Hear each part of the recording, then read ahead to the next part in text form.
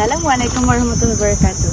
Dalam kehidupan sehari kita, Islam menggalakkan umatnya untuk bercampur dalam masyarakat bagi mewujudkan ukhuwah serta mempraktikkan pelbagai jenis kebaikan. Antaranya, senyuman, memberi salam, membantu dan lain-lain lagi. Bahkan sekiranya berlaku sesuatu kesusahan di dalam masyarakat tersebut, ada digalakkan untuk membantu daripada membiarkan seseorang itu seorang diri.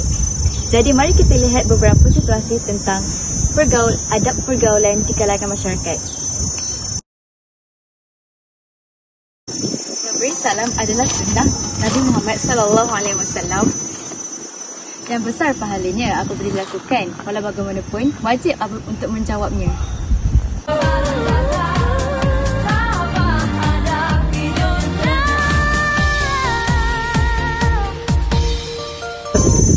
Assalamualaikum dan salam sejahtera. Hari ini, isu yang akan kita buatkan ialah tentang kaedah dan panduan ketika memberi salam dan bersalaman.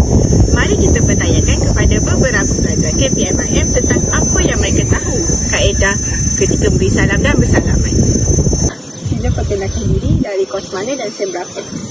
Nama Arya, kos diisi sem 1. Nama Amina, dari kos diisi dari sem 1 juga. Okey, saya nak tanya korang berdua, berdasarkan pengetahuan korang, apakah konsep dan panduan ketika memberi salam dan bersalaman yang korang tahu? Berdasarkan pengetahuan saya, memberi salam kepada golongan kanak-kanak dan orang tua itu sunnah Nabi SAW. Tetapi memberi salam kepada wanita terutamanya dalam kuliah secara beramai-ramai itu harus. Tapi jika mendatangkan fitnah, ianya makruh.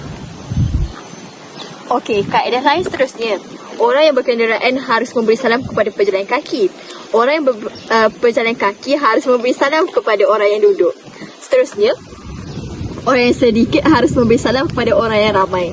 Akhir sekali, kita harus memberi salam dengan penuh sampai wabarakatuh. Seperti Assalamualaikum warahmatullahi wabarakatuh.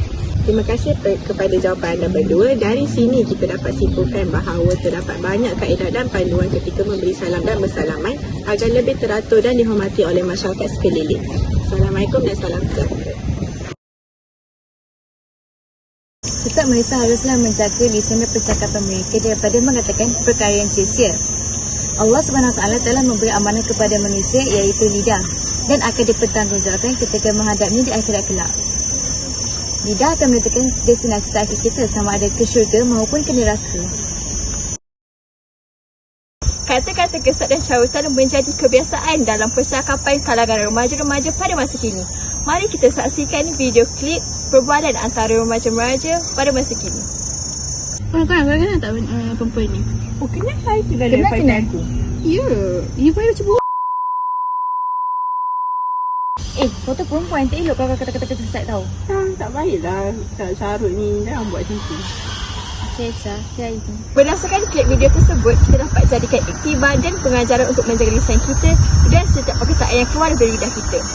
Nabi SAW telah memberi amaran bahawa bukanlah termasuk mukmin yang sempurna mereka yang mencela, melaknat, bercakap keji dan bercakap kotor. Sekian sahaja daripada saya, Amna Maisarah, penyampai berita anda. Islam meletakkan garis panduan dalam pergaulan. Lelaki dan perempuan seharusnya tidak bergaul bebas sehingga tidak dapat membezakan masyarakat Islam maupun bukan Islam. Lelaki dan perempuan tidak boleh bergaul tanpa sebarang keperluan. Contohnya sekiranya keadaan tidak mendesakkan. Walau bagaimanapun, remaja pada masa kini tidak lagi mengindahkan perkara tersebut. Malahan, siap bertepuk tampar sesama jantina. Hal ini adalah amat merisaukan. Di era moden ini, batas pergaulan tidak lagi diambil berat di kalangan masyarakat. Ibu bapa memainkan peranan penting dalam mengajar dan memantau anak-anak. Bolehkah kamu terangkan bagaimana cara untuk menjaga batas pergaulan antara lelaki dan perempuan? Mari kita tanyakan beberapa soalan kepada pelajar KPMIM. Hai, Assalamualaikum. Waalaikumsalam. Boleh tak korang terangkan tentang batas pergaulan antara lelaki dan perempuan? Okey, pada pendapat saya, antara cara untuk menjaga pergaulan batas antara lelaki dan perempuan ialah pergaulan yang dibenarkan hanya kerana darurat. Seperti terdapat mangsa perempuan yang lemas dan tiada siapa dapat membantu masa tersebut selain lelaki yang berada di kejadian tersebut sebelum bantuan tiba. Seterusnya, pergaulan yang dibenarkan hanya kerana keperluan pekerjaan. Sebagai contoh, perempuan memerlukan tenaga lelaki ketika melakukan sesuatu kerja. Okey, pergaulan bebas yang diharamkan ialah bersentuhan anggota badan antara lelaki dan perempuan. Contohnya berpegang tangan, mencuit dan bertepuk tampar. Seterusnya, berdua-duaan di tempat yang sunyi. Perbuatan berdua-duaan yang bukan mahram adalah dilarangkan, melainkan ditemani mahramnya kerana takut berlaku kemaksiatan. Rasulullah SAW telah bersabda yang bermaksud, janganlah seorang lelaki dan seorang perempuan berdua-duaan bersama kerana syaitan akan hadir sebagai orang ketiga. Akhir sekali, perkara ini sering dilakukan oleh remaja masa kini, iaitu couple. Hukumnya haram, tetapi remaja kini tidak endah dan menganggap perkara ini perkara biasa di Malaysia. Sebab itu, mereka tidak rasa bersalah untuk melakukan perkara tersebut. Bagi saya pula, apabila berlakunya pergaulan bebas, ini akan menyebabkan keruntuhan akhlak dalam kalangan remaja. Hanya kerana mereka mudah terpengaruh dan mereka bergaul terlalu bebas dengan kawan-kawan mereka. Hal ini juga akan menyebabkan penyakit-penyakit yang berbahaya seperti AIDS mudah tersebar. Selain itu, pelajaran juga akan menjadi merosot kerana mereka terlalu bersosial dan tidak mengambil cakna dengan pelajaran mereka. Rasulullah SAW pernah bersabda yang bermaksud, sekiranya salah seorang daripada kamu telah mengambil barang kepunyaan rakan kamu sama ada secara main-main atau serius, maka ia telah berbuat kejahatan. Hendaklah ia pulangkan kembali kepada tuan hak miliknya. Maka jelaslah di sini bahawasanya Islam melarang kita untuk bergurauan secara berlebih-lebihan, dan gurauan lebih-lebihan adalah dilarang sama sekali di sisi agama.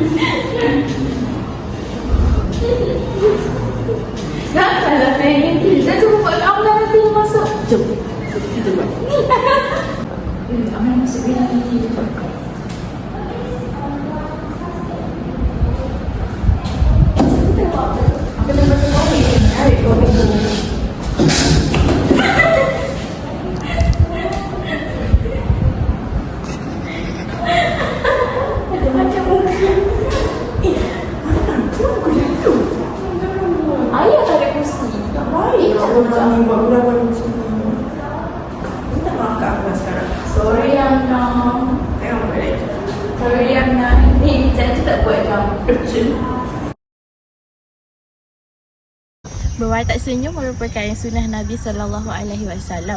Walaupun tidak bercakap apa-apa, menunjukkan riak wajah yang ceria dan santun merupakan satu kebaikan yang tidak patut kita remehkan. Hari ni kita kisah sama kan? Buat penyelai. Ini dah pakai ke?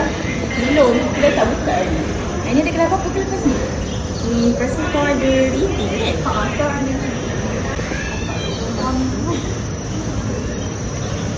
Tak apalah, bye ni. Bye. Nanti jumpa nanti. Okay. Amna, kenapa kau tak senyum kat Echa tadi? Lah, aku dah senyum kat dia ke? Dia pun bercakap dengan aku pun. Lah, walaupun tak cakap dengan kau, janganlah masam-masam jeling-jeling kat dia. Tak elok. Okay, ni. Terima kasih, Teguh. Nanti jangan buat kawan lain juga ya. Okay. Apa yang kita dapat simpulkan daripada laporan tadi, kita hendaklah sentiasa senyum dan menjaga riak wajah supaya orang di sekeliling kita tidak tergores hati. Apabila berada dalam sesuatu situasi yang menyakiti ke orang dan hanya dua orang sahaja yang berbual dan berborak serta mereka dan memudahkan seorang lagi, hal ini sebenarnya adalah dilarang dalam agama. Hal ini kerana situasi tersebut akan menggoreskan perasaan orang yang dipulangkan tersebut dan menyebabkan dia tertanya-tanya, kenapa saja dipulangkan sedangkan kami datang bersama-sama?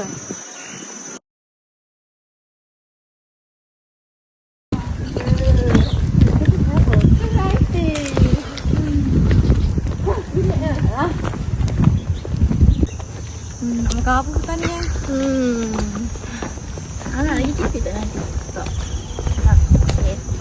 Mesti nak buat assignment tak? Jom. Okay. Sama apa? Bye. Okay, jom.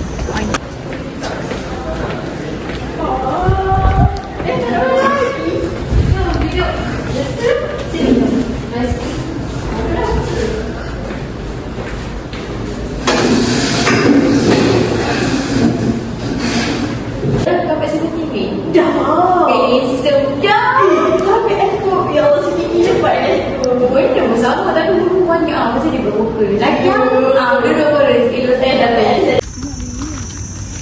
Berdasarkan video yang baru saja kita tonton sebentar tadi, kita dapat simpulkan yang bahawasanya berborak antara dua orang dan memulakan orang ketiga akan menggeriskan perasaan orang ketiga tersebut. Selain itu akan merenggangkan hubungan silaturahim antara sesama umat Islam. Sekian sahaja daripada kami. Harap anda semua dapat mengambil input dan info yang penting dan dapat gunakan dengan baik pada masa yang akan datang. Terima kasih. Bye-bye.